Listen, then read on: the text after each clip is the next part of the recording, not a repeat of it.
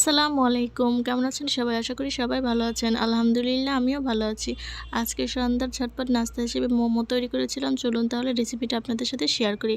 এখানে আমি হাড় ছাড়া ব্রয়লার মুরগির মাংস নিয়ে নিয়েছি। মাংসটা আমি কিমা করে নিয়ে নিয়েছি। শুকনা মরিচ গুঁড়া করে নিয়ে নিয়েছি, গাজর কুচি করে নিয়ে নিয়েছি, কাঁচামরিচ কুচি করে নিয়েছি, পেঁয়াজ কুচি করে নিয়ে নিয়েছি, ৮ থেকে ১০টা ব্ল্যাক পেপার আমি গুঁড়ো করে নিয়ে নিয়েছি। এখন আমি খুব ভালোভাবে সবগুলো উপকরণ একসাথে হাতে মাখিয়ে নেব। কিছুটা সময় নিয়ে সবগুলো উপকরণ একসাথে খুব ভালোভাবে মাখিয়ে নিচ্ছি।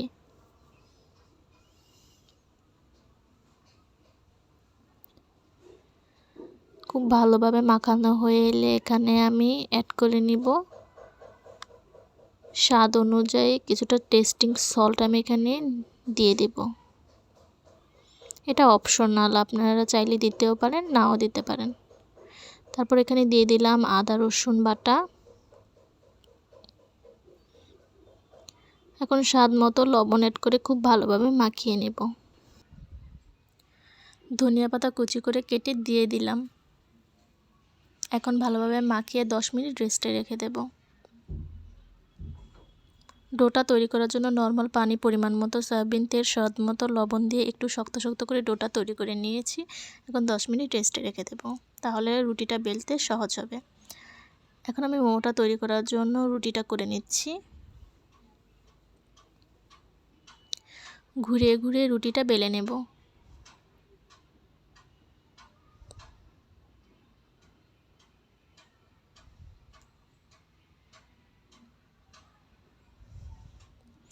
এই তো রুটিটা আমার বেলা হয়ে এসেছে। এখন আমি গোল শেপ করে ছোট ছোট করে কেটে নেব। মোমো তৈরি করার জন্য গোল শেপ করে ছোট করে রুটিটা কেটে নিতে হবে।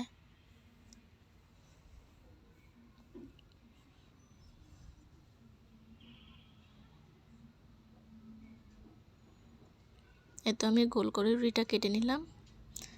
সেমভাবে আমি আরেকটা রুটিও কেটে নিলাম।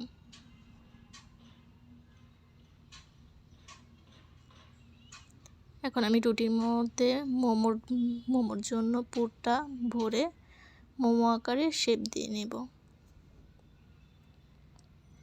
আপনারা বিভিন্ন ধরনের শেপ দিয়ে নিতে পারেন। এখানে আমি মোমো আকারে ছোট একটা শেপ দিয়ে নিলাম। এখানে আমি বিভিন্ন ধরনের শেপ করে নিয়েছি, বিভিন্ন ডিজাইন করে নিয়ে নিতে পারেন। আমিও এখানে বিভিন্ন ডিজাইন করে নিয়ে নিয়েছি। এখন আমি মোমোগুলো ভাপানোর জন্য রাইস কুকারে গরম পানি বসিয়ে দিয়েছিলাম। ছিদ্রযুক্ত একটি পাতিলে তেল ব্রাশ করে আমি এক এক করে মোমোগুলো দিয়ে দিয়েছি। এখন আমি খুব ভালোভাবে মোমোগুলো ভাপিয়ে নেব। এই তো আমার মোমোগুলো হয়ে এসেছে। আশা করি সবারই ভালো লাগবে। সবাই ভালো থাকবেন। Thanks for watching. আল্লাহ হাফেজ।